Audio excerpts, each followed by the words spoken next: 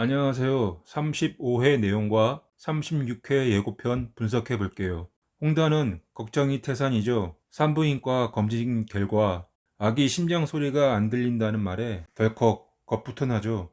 의사 말이 한 주 더 지켜보자고 하는데 홍단은 불안감을 감출 수가 없어요. 불안하고 속상한 마음에 공보에게 전화를 해볼까 했지만 공보가 그동안 해왔던 행동에 실망을 해서 연락하고 싶지도 않아요. 게다가 공부는 홍단에게 쓰레기 취급받았다고 생각해서 연락을 받지 않는 상태. 그래도 어쩌겠어요. 부모 친척 없는 홍단은 외로움과 불안감에 결국 공부를 찾지만 여전히 연락 두절. 불안한 마음에 홍단은 명자가 운영하는 만둣집을 찾아가고 명자를 만나게 되는 홍단은 그동안 속상하고 불안했던 마음에 명자를 보자마자 끌어안고 울고 말죠. 사실 명자는 홍단이 썩 마음에 들지는 않았죠. 가정 환경도 그렇고 나이도 많고 그런 생각을 갖고 있던 터라 자신을 보자마자 끌어안고 우는 홍단의 행동에 어리둥절하죠. 하지만 홍단의 사정을 알게 된 명자는 그동안 혼자 외롭게 뱃속의 아기 때문에 힘들어했을 홍단을 생각하니 너무 안쓰럽고 미안하죠. 명자의 머릿속에 자신의 엄마 순이의 말이 떠올라요. 홍단이 부모가 안 계시는 게 마음에 걸린다는 명자의 하소연에 명자 네가 대신해서 친엄마 노릇을 하면 되지 않겠느냐는 순이의 말이 떠올라요. 명자는 홍단이 공부와 결혼할 의향이 있다는 걸 확인하고 긴급 가족회의를 열죠. 물론 모든 가족의 공격의 화살은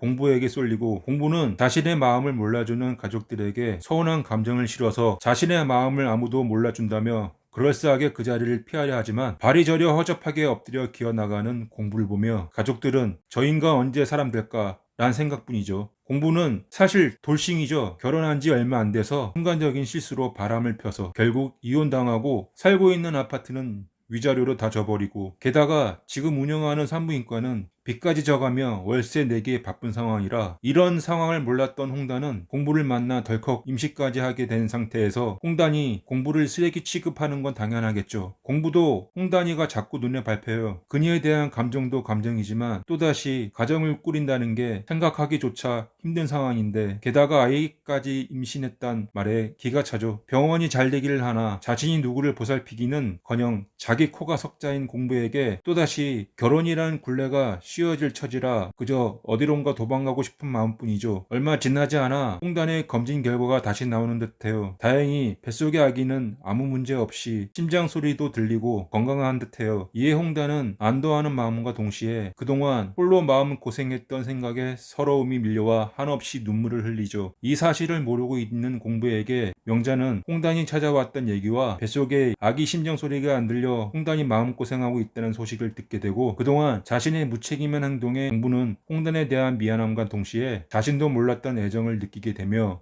홍단이 검진했던 병원을 찾아가 이 사실을 알게 되고 홍단과의 갈등이 어느 정도 해결될 것 같죠. 끝으로 오드리는 단수가 자신의 아들임을 알게 되고 단수가 제일로 증오하는 사람이 자신이라는 걸 확인하는 순간 단수에게 더 이상 다가갈 수 없어요. 오드리는 지금 살고 있는 동네를 떠나기로 마음 먹고 있었지만 자신이 버렸던 아들 단수가 이 동네에 살고 있다는 걸 아는 순간 네가 내 아들이다 라고 밝힐 수는 없지만 항상 곁에서 단수를 지켜볼 수 있는 이 동네에서 계속 지내기로 마음을 먹죠. 단수의 어린 시절이 궁금했던 오드리는 단수가 어릴 때 고아가 되었단 말에 어리둥절할 수밖에 없어요. 그녀가 단수를 어릴 적에 떼어놓고 왔지만 단수는 아빠 혜준과 함께 할머니 익선에게로 돌아가서 살고 있을 줄 알았거든요. 오드리는 아직 혜준이 죽었다는 사실을 모르는 것 같죠. 단수의 아빠 혜준이 왜 죽었는지 아직 모르지만 혜준이 죽음으로 인해 성인이 된 단수는 아직도 죄책감과 트라우마로 고통을 받고 있는데 말이죠. 여기까지 공보와 홍단 중심으로 한 35회 내용과 36회 예고편 분석이었어요. 감사합니다.